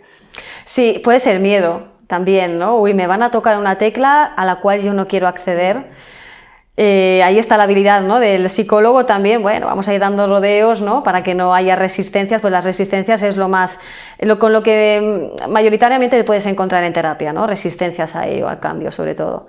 ¿Qué les diría? Pues que no pasa nada, no mordemos, no vamos a tocar temas que no queráis tocar, a no ser que sea súper necesario para seguir avanzando, ¿no? Ya tocaremos esos temas cuando estés preparado, ¿no? Tengo personas que me han dicho, mira, quiero comentarte una cosa, pero no ahora, ¿vale? Pues cuando tú consideres, yo te doy vía libre, ¿no? También es el concepto que se tiene del psicólogo, ¿no? El loquero, es como, wow, no, yo llevo a gente en la consulta muy sana, pero que, bueno, pues tiene dificultades pues para gestionar esto, habilidades sociales o cualquier tipo de historia, ¿no? Entonces es como, soltaos, sí, somos desconocidos, pero esto también puede jugar mucho a tu favor. Es decir, una persona desconocida no se lo va a ir a cotillear a otra persona, ¿no? En cambio, a lo mejor a alguien más familiar, pues dices, ¿y si se lo cuenta a alguien, no? Yo no me he encontrado a gente que diga, no estoy muy convencida, porque yo no creo en los psicólogos. Yo cuando dicen esto, digo, es que la psicología no se basa en la fe, es que es una ciencia, ¿no? No es creer en Dios, no es esperar ahí, ¿no? Entonces, sí, hay muchas resistencias por el estigma que tiene la psicología, ¿eh? Piensa que yo qué sé, pues desde Freud, ¿no?, de que me estoy quedando corta, pero la psicología era como si te internamos aquí las crisis de histeria, ¿no?, que trataba, por ejemplo, Freud, o las mujeres histéricas, ¿no? Es como, bueno, pues al loquero y ahí está. Y no exactamente. Bueno, sí, yo creo que gracias a Dios hay una tendencia como más a normalizar, ¿no? Sí. Que es totalmente necesaria. Sí. Pues la salud mental, bueno, lo hablábamos antes del podcast, es que el cerebro, la mente, el pensamiento es la base de todo. Entonces, si no estamos sanos, ¿no? Bueno, sí que sí que es estar sano, ¿no? Pero si hay algo que hay que arreglar, es como, ¡buah! Hay que ir sí o sí. Vale, entonces, para la gente que nos esté escuchando y que se esté sorprendiendo de todo esto como nosotros, que está siendo un auténtico placer, ¿dónde pueden contactar contigo en el caso de que necesitaran alguna ayuda, o dónde te pueden seguir o algo así? Igualmente nosotros siempre dejamos en la descripción las redes sociales de la persona que viene, pero si nos puedes decir un poquito. Bueno, yo tengo página web, ahí puedes encontrar el contacto y ponerte en contacto conmigo cuando quieras, y después tengo Instagram, redes sociales, donde voy colgando ahí pues diferentes cosillas de curiosidad, ¿no? Y bueno.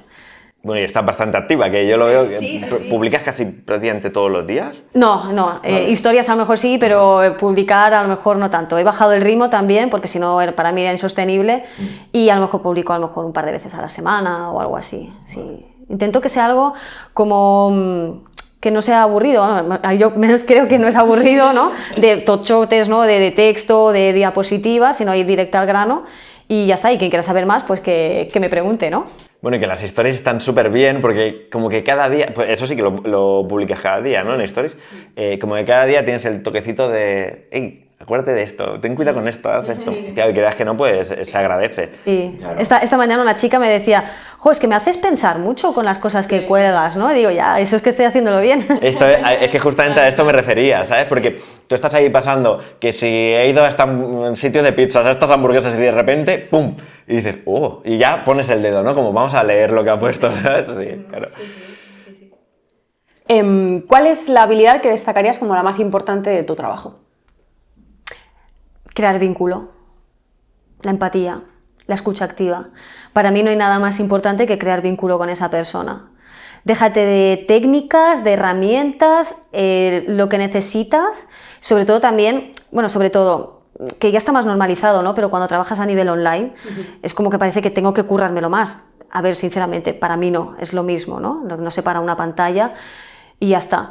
Pero sobre todo el vínculo es lo más. Total. Desde, por ejemplo, la terapia humanista o el psicoanálisis relacional, lo más importante es el vínculo.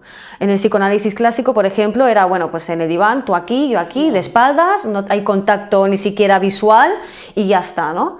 Pero con estas dos corrientes se cambió todo esto y es el vínculo, la afectividad, es ser el observador participante o el participante observador, ¿no? En el que yo también me incluyo en esa historia y para mí es esto, total. Y ahora la pregunta clásica ya de este podcast. Dinos qué 3 hábitos te ayudan en tu día a día.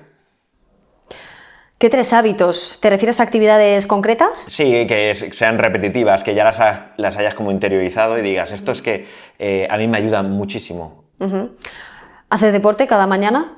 Empezar ahí, un buen desayuno e irme a entrenar y tener ahí mi horita, porque claro, trabajo desde casa y necesito salir y socializar un poco, ¿no? Que si no te vuelves muy hacia adentro. Leer, el ratito de mediodía, antes de empezar las sesiones por la tarde, leo. Intento no leer psicología, pero al final acabo cayendo, porque me parece todo demasiado interesante. Y después por la noche sí tener un espacio donde decir desconecto, no pienso, o sea, yo ya sé que está mal visto decir pongo una serie de Netflix, pero es que lo necesito, mi trabajo es muy mental y a veces, bueno, me pongo una serie de estas interesantes y ya está, y ahí acaba mi vida. Entonces son como en los 3 momentos del día, 3 cosas que me ayuden o a conectar o a poder desfogarme o a poder canalizar. Esto no me lo puede quitar nadie. Y la serie de psicólogos, ¿no? ¿No? Estoy viendo una que tiene mucho que ver, esto de cómo defender a un asesino y claro, es como, wow, esta me está pareciendo brutal. Esta me dijeron que era muy buena, sí. Bueno, he visto Dark y dices, bueno, eso es de todo menos estar desconexión, pero bueno, sí, yo me entiendo, ¿no? Es como yo me entiendo. Bueno. Abrimos nuevo bloque de preguntas, ¿vale? Bueno, como ha comentado Óscar al inicio de la entrevista, tú sufriste un TCA en tus propias carnes. Entonces, ¿nos podrías explicar tu caso? ¿Cómo empezó? ¿Qué te sucedió? Yo he estado 15, 16 años con un TCA del tipo anorexia. Empecé con 15 años y no venía de una familia en la cual el físico fuera importante, ni ningún tipo, ¿no? Esto con mi psicóloga ya he ido desgranando de dónde ha podido venir. Y empecé pues eso, con 15 años, con una tontería, decir, bueno, voy a empezar a hacer esto, ¿no? Y sí, es verdad que siempre he tenido como mucho complejo, ¿no? Siempre me he desarrollado antes que las otras niñas y esto es un factor de riesgo también para un TCA y me sentía como muy diferente. Entonces, bueno, pues empecé que sí, ahora quito esto, ahora lo otro y tal. Previamente había tenido como momentos de atracones, ¿no? Bueno, atracones de sobreingestas. Y entonces sí que es verdad que subí bastante de peso y mi cuerpo cambió y entonces a partir de ahí fue cuando dije, ay, quiero cambiar, ¿no? Y entonces fui por el lado contrario.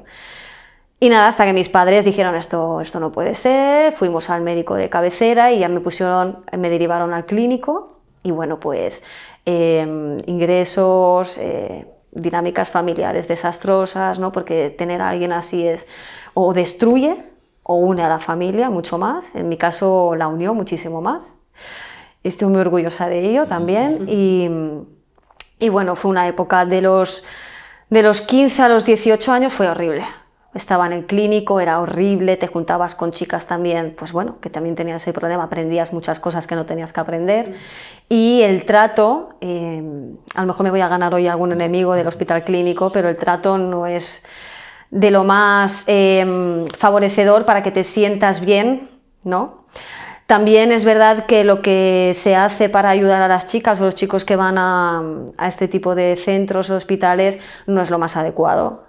No hay ningún tipo de terapia emocional ni ningún tipo de técnica, simplemente vas allí a comer, recuperarte y después te vas a tu casa. Y es escalofriante, la verdad. No, yo me acuerdo que lloraba muchísimo, yo quería irme con mis padres y bueno, pues fue bastante mal. Y después a los 18 me dijeron, ya estás bien, te damos el alta. Y digo, pues no lo sabía yo que estaba bien. Y bueno, te empiezas a buscar la vida pues con psicólogos privados, porque otra cosa no hay, ¿no? Y bueno, también es como que pasé un periodo de latencia, ¿no? Donde, bueno, pues ahí voy haciendo, me empecé también la carrera de psicología y tal, y vas haciendo, pero siempre tenía brotes, siempre. Hasta que, bueno, pues petas o te peta la salud. En mi caso fue que me petó la salud, cogí una tuberculosis que acabó con mi vida casi, y aquí tienes que o la vida o la muerte. Y yo aposté por la vida y dije, yo me tengo que recuperar. Y bueno, pues fui a caballo, imaginaos, ¿no? Una anorexia, no quieres comer, etcétera, etcétera, y una tuberculosis, donde tienes que comer, recuperarte, y una medicación muy potente. Y dices, ¿cómo combino yo esto y ahora? Es que la palabra es combinar, porque realmente tienes dos cosas, una mental y una física. Y eso me despertó mucho y dije, ya está. Y poco a poco y bueno, pues descubrí a mi psicóloga actual, ¿no? Que todo psicólogo también tiene que tener un psicólogo. Y es como, wow, ya está. O sea, he pasado por mogollón de profesionales y ninguno me ha calado como me ha calado ella. Por la corriente psicológica, también entiendo. Entonces, bueno, ha sido un camino duro. Digamos que superas ese trastorno, que por cierto, para la persona que puede que a alguno no le suene, TCA es trastorno de la conducta alimentaria. Entonces lo superas por esa como dicotomía, ¿no? de entre la muerte y la vida, y ¿no? Ese es el momento clave, digamos. Para mí sí, evidentemente para otra persona no, pero yo ver que podía morir, dije, y esto es una de las consecuencias que tiene, por ejemplo, la anorexia en este caso, ¿no? Todo el mundo dice, bueno, te puedes poner por inanición, ¿no? Porque dejas de comer, porque se te para el corazón, etcétera, pero es que también tu sistema inmune está abierto, ahí coges de todo. Y en mi caso, pues bueno, si estaba súper baja de defensas, cogí no sé dónde la tuberculosis y me provocó esto, casi morir. Y dije, no, yo no puedo hacer esto. ¿Cuál dirías que es tu mayor aprendizaje de estar tan cerca de la muerte? El mayor aprendizaje, que tengo demasiado por hacer. Y sobre todo esto lo tengo que contar yo. Esto es muy importante, el cómo te sientes, ¿no? Con esto, el combatir con dos cosas, y es el hecho de yo tengo mucho que hacer aún. No quiero que se me acabe aquí la vida, no quiero. Me niego, esto sí es no quiero, da igual que aparezca o no, no es como las emociones, es no quiero. Y es el miedo, por eso a veces el miedo es un gran ¿cómo se dice? Te propicia el cambio, ¿no? Es un motor de cambio, bien gestionado, ¿no? Yo tuve mucho miedo y eso fue lo que me hizo, venga, va, cambia, busca algo, ¿no? Me apoyé muchísimo en mi familia, en los 4 amigos que tenía en ese momento, fueron claves también para mí, ¿no? Te dan mucha fuerza. Bueno, has comentado que tus pilares en este caso, que fueron tu familia, tus amigos, o sea, ¿crees que fueron claves para tú poder superar la enfermedad? Totalmente, sí. Evidentemente que la acción está puesta en una, por supuesto, pero tener un ambiente donde no te invalidan, donde te comprenden, y ya no solo que te comprenden, sino que respetan cómo estás, ver cómo tu familia también se moviliza para que tú puedas estar bien, te lo ponen todo en bandeja, es como, es agradecimiento constante, totalmente, que también te lleva a la culpa. Yo he estado muchos años sintiéndome culpable, porque claro, es como, yo he hecho esto, yo he provocado estas situaciones, hasta que ya en terapia también dices, bueno, es que sí era yo, pero un yo muy enfermo, pero mi esencia, mi yo sano, mi core, ¿no? Que está aquí, no es ese. Entonces, bueno, después pues hablas con tus padres y con tu hermano y con tus amigos y dices, es que no hay nada que perdonar, si es que no te podemos recriminar nada, ¿no? Entonces, es agradecimiento junto con culpa. Para mí son dos cosas totalmente dicotómicas, pero Difíciles también de gestionar, ¿eh? No todo es gestionar emociones desagradables, también es una combinación. Por si era fácil, ¿no? De una a una. Añádale más. Claro.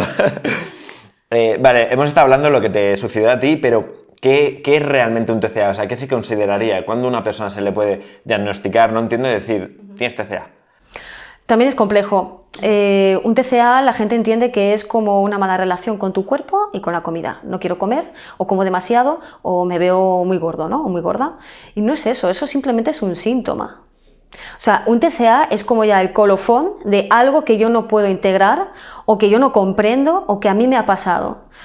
Tiene que ver mucho con la autorregulación emocional. Si yo no sé o no he sabido autorregularme en su momento, o nadie me ha enseñado, por ejemplo, papá o mamá, yo voy a tener que desarrollar algún mecanismo para autorregularme. Y puedo acudir a la comida, puedo acudir a ver mi cuerpo como si fuera un objeto, ¿no? Por ejemplo, en la anorexia hay una desconexión entre el cuerpo y la mente. Entonces ves como el cuerpo es un objeto, que puedes hacer con él lo que te dé la gana. Pero el cuerpo no es tonto, el cuerpo reacciona ante ello, ¿no? Entonces, un TCA podríamos decir que es un mecanismo de defensa ante un sistema de desregularización emocional que puede venir de un trauma o puede venir de lo que sea, ¿no? Y donde la persona se focaliza en ello. También es cierto que cada TCA puede tener un simbolismo, ¿no? Por ejemplo, pues personas que tienen trastorno por atracón, es como están comiendo una sobreingesta porque ¿qué está pasando en su vida, ¿no? Están aguantando cosas que no pueden expulsar. Es como también hay que encontrar ese simbolismo, ¿no? No es casualidad que yo, por ejemplo, en mi caso, tuviera anorexia y no trastorno por atracón, no es casualidad. Hay una historia detrás, hay una herencia emocional, hay muchísimas cosas, ¿no? Por lo tanto, lo que dice el DSM de que, bueno, tienes que cumplir estos parámetros, pues tampoco me parece muy individualizado que digamos, ¿no? Por ejemplo, en el DSM, pues amenorrea, ¿no? Pues tienes que tener amenorrea tantos meses, pues hay personas, hay chicas que tienen anorexia y tienen la menstruación. ¿Qué? Ya no tienes anorexia, ¿no? Pues no es así, ¿no? Entonces, a mí me gusta mucho ver yo en mi consulta hablo de todo menos de comida. No me interesa, a mí me interesa ver qué estás haciendo para poder autorregularte, ¿no? Es esto. Entonces, ¿qué es un TCA? Pues todo menos realmente un miedo puro a comer o a verte gordo. Hay otra cosa más. Y entonces, trastorno por atracón, por ejemplo, y anorexia nerviosa, o sea, como que tendrían vínculos distintos. ¿Tú has notado eso? ¿Que tienen como vínculos distintos asociados a eso? ¿Vínculos a qué te refieres? O sea, me vengo a referir, porque has dicho que el trastorno por atracón, ¿no? Era como algo... es que ahora no me sé expresar como lo has dicho tú, ¿no? Pero o sea, digamos que... lo voy a poner en ejemplo, ¿no? Imagínate que yo de pequeño, pues algún familiar me decía, estás gordo, ¿sabes? Y eso lleva a... o anorexia nerviosa o trastorno por atracón. O sea, como que si se haya visto de que me digan estás gordo en ese momento o porque yo fuera un fanático del deporte, si acaba vinculándose en uno o en otro. Si hay esa tendencia a que un comportamiento clave en algún momento te dirija a uno o al otro. Uh-huh. Tiene que ver mucho con la historia también. Es decir, si a mí, por ejemplo, de pequeña me decían es que estás gorda, es posible que caiga una anorexia que quiera quitarme esa gordura, por decirlo de alguna manera, ¿no? Pero también puede ser que haya un continuum en los TCAs. Es decir, que yo empiece con una anorexia, pero después tenga tanto que sostener que me vaya a una sobreingesta. De hecho, hay muchas personas que pasan, por ejemplo, de una bulimia a una anorexia, de una anorexia a una bulimia. ¿Qué está pasando ahí? Por lo tanto, los acontecimientos no es tanto que te determinen qué TCA vas a estar, sino a esa mala relación que voy a tener con mi cuerpo, que lo veo como un objeto, básicamente, es eso, ¿no? Es cómo voy a utilizarlo. Sí que es verdad que hay ciertas historias familiares que pueden decir, bueno, pues la anorexia es una restricción, ¿no? Una restricción al disfrute, una restricción al placer, una restricción a lo que sea.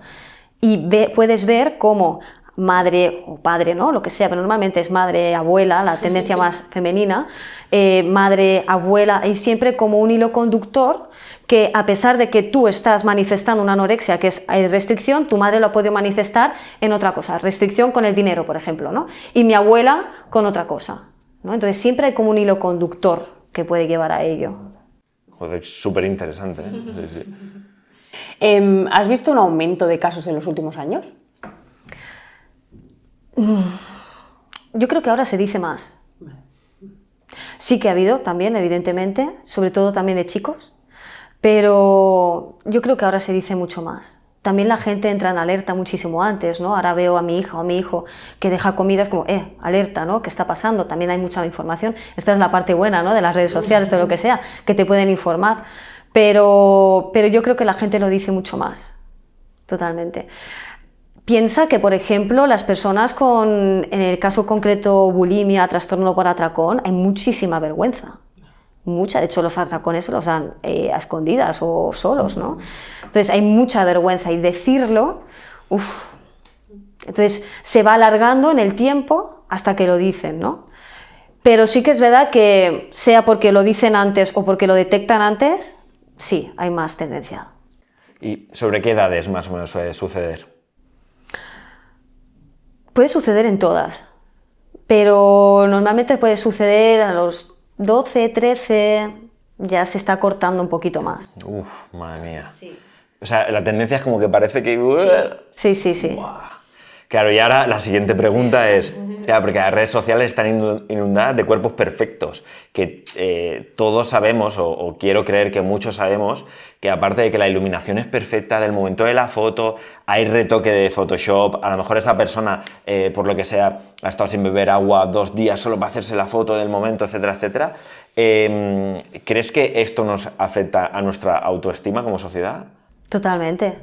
El problema también es creer que eso es el cuerpo perfecto. Mira, está lleno de cuerpos perfectos. Bueno, lo dices tú, que es un cuerpo perfecto. Un cuerpo perfecto es el que funciona correctamente, ¿no? Estamos hablando de estéticamente. Pero sí, totalmente. Yo creo que esto afecta muchísimo a nivel mental. Y si ya somos personas que no tenemos recursos, ¿no? Estrategias de afrontamiento, mecanismos que me puedan blindar ante ello, y si le sumo mi historia, por eso es tan complejo abordar un problema psicológico, porque tienes que tener diferentes focos, puede contribuir muchísimo a ello. Hay una descontextualización. Esto es lo que yo siempre digo. Estás descontextualizando. Esa persona no sabe si lleva 3 días sin comer para estar así de seco. O no sabes qué iluminación está teniendo a la hora de hacerse la foto. Entonces, descontextualizamos, nos quedamos con el resultado final. O, ¿qué ha tenido que hacer esa persona para llegar a ese cuerpo? ¿Se ha tenido que matar de hambre? ¿O qué ha tenido que hacer? Y, no, yo quiero esto. Bueno, pero es que a lo mejor ni siquiera tu cuerpo puede llegar a ser ese, porque tienes otra estructura ósea o cualquier otra historia, ¿no? Entonces, el problema es, ¿qué consideramos perfecto? Yo siempre me pongo el mismo ejemplo. En los años 50... lo que era el cuerpo perfecto de una mujer no tiene nada que ver. Y digo, qué injusto que yo tenga que sacrificar mi cuerpo por una moda que a lo mejor de aquí a 20 años será otra. Entonces, ¿volverás a modificar tu cuerpo? Entonces es como, wow, tenemos que también pensar en esto, en contextualizar muchísimo. Sí, no, muy potente. Bueno, nosotros somos defensores al final de eso, de los hábitos, por el hecho de decir, tú ten hábitos saludables y el cuerpo, si quieres ese cuerpo, ya vendrá. ¿Sabes? Pero si nos centramos en el objetivo del cuerpo perfecto, que ahora que claro, es un buen shock a la cabeza lo que acabas de decir, pues quizás que es un cuerpo perfecto lo que define la sociedad, ¿no? Quizá a día de hoy, pero... Sí, lo social tiene también que ver, y esto la industria, por ejemplo, juega muchísimo con ello. ¿No? Los que nos dedicamos a esto decimos pues la cultura de la dieta o la industria, ¿no? De todo ello. Los tallajes, por ejemplo, mínimamente. Es como, wow, yo me acuerdo que cuando era más joven, una 36, me lo invento, podía ser esto y ahora es esto. Es una de dos. O falta tela, o falta materia prima, o no sé qué está pasando, pero lo estáis recortando mucho más, ¿no? Sí, justo de esto queríamos hablar, el tema de que encima las mujeres, ¿no? Los hombres, pues bueno, pero es que las mujeres más todavía estamos súper sometidas desde hace mogollón de años a los cánones de belleza de las supermodelos. Ese es el cuerpo perfecto, todas tenemos que ser un 90, 60, 90. ¿Tú crees que esto realmente tiene algo que ver con que podamos tener más tendencia a tener un TCA? Podría contribuir. Piensa que no solo es un factor, todas estamos sometidas a ello, pero no todas tenemos un TCA. Bueno, no voy a hablar de todas, pero no todas tienen un TCA, ¿no? Esto quiere decir que hay muchas que no focalizan en ello, sus prioridades son otras, no tienen una historia en la que pueda justificarse todo esto. Entonces, sí que creo que tenemos mucha tendencia, los hombres también, pero a lo mejor no es tanto TCA, sino más vigorexia, ¿no? Algo que tenga que ver más con el tamaño, ¿no? De todo ello, pero sí, las mujeres sí, totalmente. Esto que comentas ahora que también pues, parece ser que también suele ser más frecuente el que los hombres tengan pues, vigorexia en este caso. ¿Crees que las redes sociales han podido influir en esto? Pues, bueno, están inundadas de los típicos del gimnasio. Sí, sí, y encima no naturales normalmente, claro, ya esas son ¿Vale? Claro, entonces, ¿esto crees que influye también a que pueda haber un alza de TC? Total, hay comparación constante, pero ya no solo con el cuerpo, con la vida misma, lo que hablábamos antes, ¿no? Ah, pues mira que no sé... Ya, pero te estás comparando y cuando tú te comparas, tú partes de esta posición. O sea, no te tienes que comparar. Inspírate si quieres, pero siempre sabiendo cuál es tu posición, cuál es tu circunstancia. Es como, yo qué sé, pues me encantaría dormir 8 horas, ya, pero es que a lo mejor tienes un bebé y te tienes que adaptar a ello. No puedes compararte con una persona que no tiene hijos, ¿no? Pues imagínate en el mundo estético. Hay muchísima comparación. Cuantas más redes sociales sigamos, cuantas más personas, cuanto más perfiles de cierta área, pues muchísimas más comparaciones, ¿no? Entonces, o te blindas y dices, yo tengo que contextualizar y ponerme en manos de profesionales que vayan en pro a mi propia salud, o si no, aquí apaga y vámonos. Y como creador de contenido, ¿cómo podría... O sea, ¿hay alguna manera de gestionar yo que el mensaje inspire en vez de que sea como contraproducente? Yo siempre he pensado que no hay que imponer. No hay que decir como esta es la verdad absoluta, porque entonces la persona dice, ah, pues si esa es la verdad absoluta, entonces yo lo que estoy haciendo está mal. Y a lo mejor no está mal lo que estás haciendo, puedes modificar una variable o dos, que tampoco nos comamos la cabeza, ¿no? Entonces, sobre todo no imponer. Esto es, ¿no?, lo que yo hago, pero bueno, pues tú puedes hacer lo que tú quieras, ¿no? ¿Que te gustaría coger algo de lo que yo hago? Pregúntame o infórmate, ¿no? Pero no dar por supuesto de que todo el mundo debe hacer esto, no todo el mundo lo otro. Entonces, sobre todo, no tener la verdad absoluta. Yo, por ejemplo, en lo que cuelgo siempre digo, no generalicemos. Esto es lo que se suele ver en términos generales, pero cada persona lo gestionará de una manera diferente, ¿no? Totalmente. Para las personas que nos estén escuchando y tengan una persona cercana que esté sufriendo ahora mismo un TCA, ¿qué consejos les podrías dar para ayudar a acompañarla, a arroparla, ¿no? O sea, ¿qué mensajes le puede dar a esa persona para que se sienta, pues eso, más arropada? Sobre todo no juzgar. Como ya he dicho antes, hay mucha vergüenza con el tema de los TCAs, unos más que otros, pero no juzgar. Es decir, una persona no se da un atracón porque le venga de gusto. Es que no sabe regularse y necesita, ¿no?, acudir a la comida. No hay que juzgar. Pero la vergüenza es lo que yo más veo, Entonces, no juzguemos, validemos. ¿No entiendes? Bueno, respeta, ¿no? Sobre todo, como digo, también es muy, como he dicho antes, ¿no?, es muy duro tener a una persona con este tipo de patología a tu lado, pero, bueno, acompáñale, ¿qué necesitas? ¿No? Es que el tema de las psicopatologías, como acompañante, tienes más, a lo mejor, tú que gestionar emocionalmente como acompañante, qué me está provocando todo esto, qué dudas puedo tener, ¿no?, en mi pareja, etcétera, etcétera, que hacer algo de manera activa con la persona que lo está padeciendo. Que al fin y al cabo es eso, acoger, como tú me has dicho, ¿no? Acoger y preguntar, sobre todo. Preguntar. No hay que tener miedo para decir qué necesitas o me parece esto. Por ejemplo, con temas de anorexia, ya que estoy más especializada en ello, con los temas de anorexia, sobre todo, ¿ya estás dejando otra vez comida? Pues me parece muy mal. O decir que tus padres se van a separar por esto, porque esto puede romper familias, como, wow, no le pongas más presión a ello, es que estás generando culpa. No, la familia si se rompe no es por esto. Hay muchos pasos intermedios antes de llegar a que una familia se rompa, ¿no? Entonces, no pongas ahí el foco, es que a veces... No, vaya mensajitos, la gente... Creo que esto es súper importante porque no nos damos cuenta, a veces como padres, ¿no? No nos damos cuenta de los mensajes que estamos lanzando a nuestros hijos y que esos son inputs que ellos reciben y que calan. Entonces, qué importante es el mensaje que das. Y, o sea, que me parece... Que se entiende, o sea, es normal que un padre y una madre entre a la desesperada, decir, come por favor o haz algo. Es totalmente normal. Pero, jolín, pedir ayuda profesional para saber cómo poder gestionar ese tipo de situaciones, ¿no? No es fácil tampoco para un hijo o una hija decir, es que quiero dejar comida, pero me van a decir, pero yo no quiero, entonces entras en un conflicto interno que dices, entro en bucle y no salgo. Sí, totalmente. Sí. Bueno, vamos a dejar un poco los TCAs de lado y nos metemos en otro bloque que tela, que son los duelos, ¿vale? Entonces, ¿nos podrías decir qué es realmente un duelo? O sea, ¿cuándo sé que estoy de duelo? Un duelo a mí me gusta verlo como un periodo intermedio. Es un periodo de adaptación en el que tú tienes que hacer ciertas gestiones, en la que te tienes que adaptar a una situación de ausencia. Puede ser la ausencia de una persona, de porque he dejado mi país o porque he perdido un trabajo, ¿no? Es una ausencia y es una pérdida. Por lo tanto, evidentemente, si yo antes tenía pareja y ahora no, mi vida se va a ver totalmente modificada porque yo tenía una rutina, una monotonía, ¿no? Por lo tanto, yo me tengo que adaptar y esa adaptación conlleva un duelo, que a la vez conlleva ciertas emociones desagradables, ¿no? Vale, y vamos ahí. ¿Por qué duele tanto el duelo? Porque somos totalmente conscientes de la ausencia, de la pérdida, ¿no?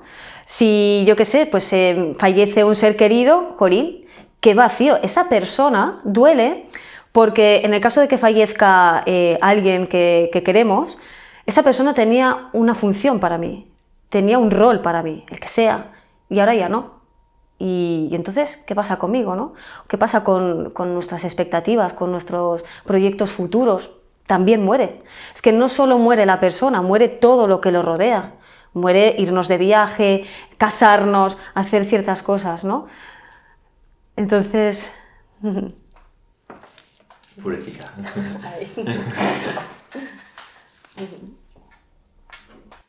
Cosas del directo. Bueno, ya está. Bueno, y si no está, pues que siga, no pasa nada. Terapia en vivo. Ya ves. Vale. Ya está, ya me he repuesto. Perdón,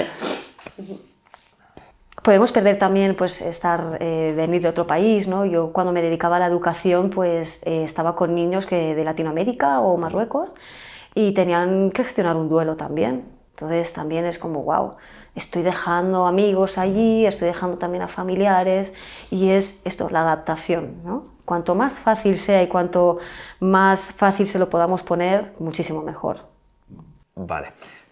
¿Estás bien? Sí. Vale, ok. Vale, una vez leí que, no sé si es cierto o no, cuando se rompe una relación, la persona que deja como que sufre menos que la persona que es dejada, porque digamos que como que se iba ya, como que lo iba asimilando, ¿no? La persona que va a dejar como que ve que la relación no va bien y que va asimilando un poco la situación. ¿Esto es cierto? ¿No? No. Vale. No, porque entonces es como infravalorar también a la persona que deja, ¿no? Es un robot que dice, pues ya no quiero estar contigo y ya está, ¿no? Y no es así. Una persona que deja puede sufrir muchísimo.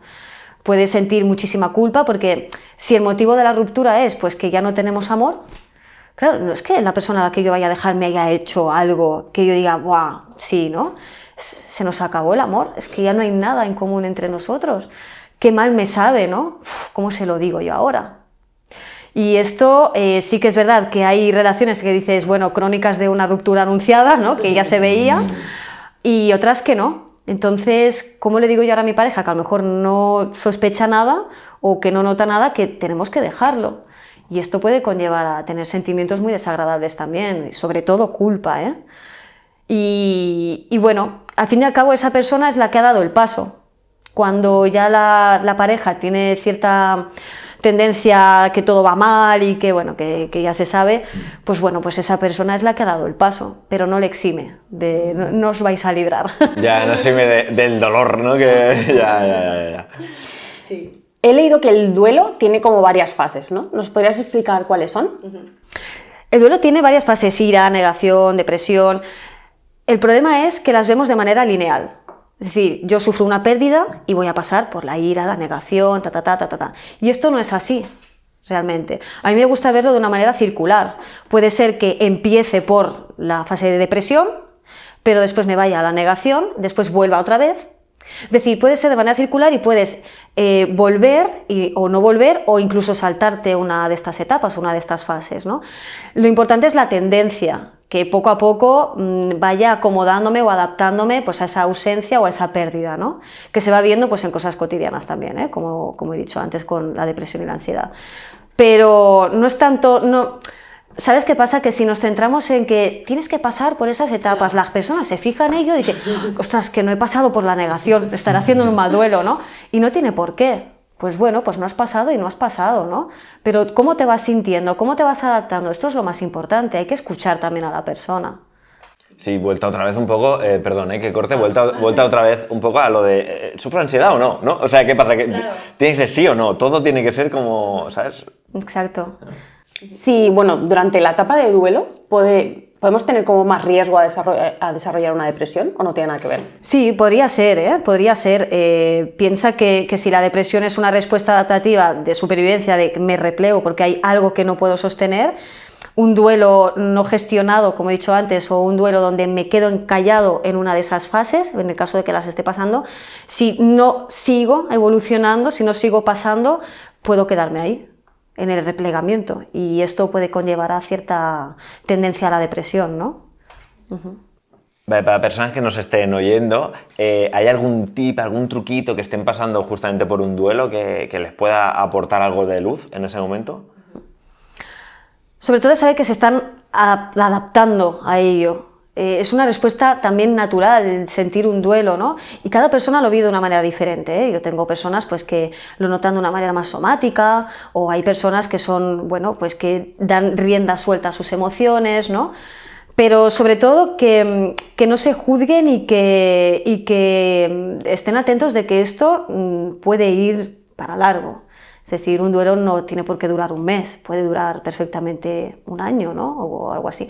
De hecho, un duelo no se supera, es que esto es lo bueno. Lo que superas es a lo mejor la etapa de luto, pero el duelo lo llevas siempre. Perder un hijo, tú pierdes un hijo, supera tú el duelo. No se supera. No se supera. Aprendes a vivir con ello.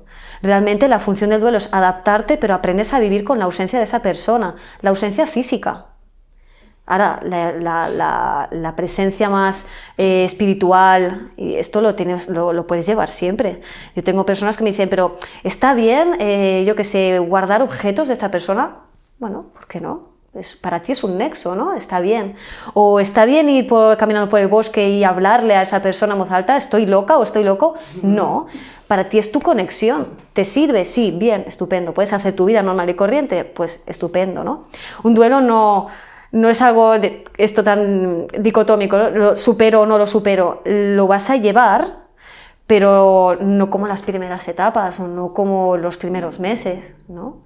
Entonces hay que también saber diferenciar entre todo ello, ¿no? ¿Hasta qué punto puedo esperar yo superar un duelo? Pues es que a lo mejor no es, tanto la palabra superar a lo mejor no es, ¿no? Es cómo vivo yo, cómo me voy adaptando yo con este duelo, ¿no? Ante la pérdida de un ser querido, ¿cuándo crees que debemos pedir ayuda psicológica? Cuando ves que no avanzas.